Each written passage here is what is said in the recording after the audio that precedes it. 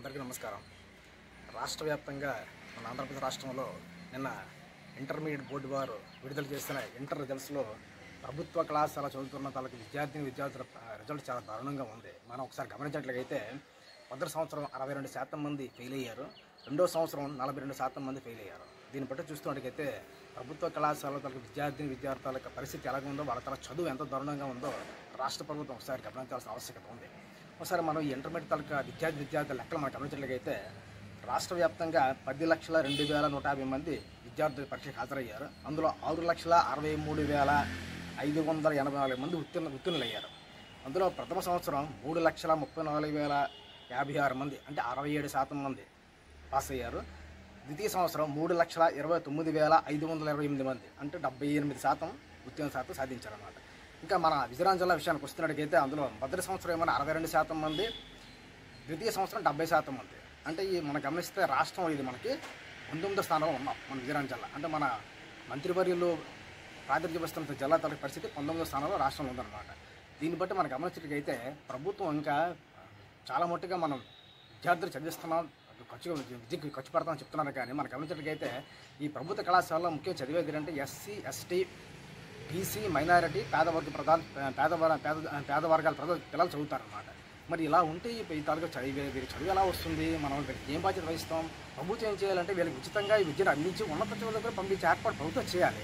వీళ్ళ పరిస్థితి ఎలా ఉంటే ఎవరు పట్టించుకుంటారు?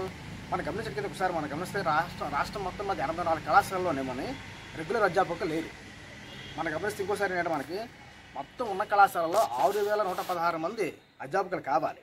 ఇందులో కేవలం 2,010 మంది మాత్రమే రెగ్యులర్ ఉపాధ్యాయులు ఉన్నారు. మిగతాదంతా ఏం చేస్తున్నారంటే గెస్ట్ టీచర్లు, తర్వాత ఏంటంటే మనం వాళ్ళు ఏమంటారు గెస్ట్ టీచర్లతోటి, తర్వాత ఏంటంటే ఒప్పంద అధ్యాపకులతో నెట్టుకొస్తున్నారు అనమాట. చాలాసార్లు ప్రతి కళాశాలలో కూడా మాకు రెగ్యులర్ ఉపాధ్యాయులు కావాలని రాష్ట్ర ప్రభుత్వం ప్రతిపాదన పంపించినా కూడా రాష్ట్ర ప్రభుత్వం స్పందించడం లేదంట. మరి ఎంతో దారుణంగా పరిస్థితి మనం ఆలోచించాలి. అదే రకంగా ముఖ్యమంత్రి జగన్మోహన్ రెడ్డి గారు ఏంటంటే మీ పేద పిల్లలందరూ చదువుకోండి, మీ విద్యకి భరోసా ఇస్తాం, దాని ఎంత ఖర్చు పెడతానంటారు. అలాంటి ముఖ్యమంత్రి గారు ఇంటర్మీడియట్ ఇంటర్మీడియట్ పుస్తకాలు విద్యార్థులు ఉచితంగా ఇవ్వాలి, ఆ పుస్తకాలు ఆపేస్తారు. మరి వాళ్ళు ఎక్కడ చదువుకుంటారు? వాళ్ళకి పుస్తకాలు ఎలా కొనుక్కుంటారు, ఎలా చదువుకుంటారు? కనీసం జ్ఞానమైన వాళ్ళు రాష్ట్ర ప్రభుత్వం ఆలోచించాలి కదా. నేనేం చెప్తున్నానంటే జరిగింది. కానీ వస్తున్న ప్రభుత్వం, రాబోయే ప్రభుత్వం అయినా సరే కాస్త విద్య మీద దృష్టి పెట్టండి. పాపం ఈ పిల్లలు ఎలా చదువుకుంటారు? ప్రతి తాలూకా తల్లిదండ్రులు కూడా వాళ్ళ పిల్లల్ని కాన్ఫరెన్స్ స్కూల్ చదివించే పరిస్థితి లేదు. ఎందుకంటే డబ్బును చదివించుకుంటాడు అక్కడ. మరి పేదవాళ్ళ పిల్లల పరిస్థితి ఏంటి మనం గమనించాలి. విద్య అనేది విద్య, ఆరోగ్యం, ఉపాధి ఏ రాష్ట్ర ప్రభుత్వం కనీసం కల్పించిన మౌలిక వసతులు అనమాట. అందులో కూడా మనం వెనకడ వేస్తే ఎలా అవుతుంది? మన విద్య కోసం ఏం చేస్తాం? దాదాపుగా ప్రతి విద్యార్థి మీద 80-90 లక్షలు ఖర్చు పెడుతున్నారు. మరి ఇక్కడ ఫలితాలు రాకపోతే ఎలా ఉంటుంది?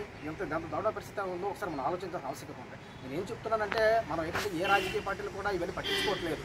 ముఖ్యంగా అంటే చదువు కోసం పట్టించుకోవాలి. మన విద్యార్థులకు ప్రతి తల్లిదండ్రులు కూడా అంటే పరీక్షావాడు కానీ ఎవరైనా సరే ఏం చేస్తానంటే తన పడే కష్టం పిల్లలకి కష్టం పడకూడదని చెప్పేసి సప్పో చేసి కార్పొరేట్ చదివిస్తున్నారు. కానీ ఉద్యమం ఇది మన ప్రభుత్వ కళాశాల లేకపోతే ఇంకా ముఖ్యమంత్రి ఏం చెప్పారు? మండలంలో ప్రభుత్వ కళాశాల ఇస్తామని చెప్తారు. కానీ ఎంతవరకు ఆ ప్రతిభ నమ్మకం లేదే. కానీ ఉన్న కళాశాలను మనం బాగు చేయాలి కదా. అధ్యాపకులు లేకపోతే పిల్లలకి పాఠాలు చెప్తారు.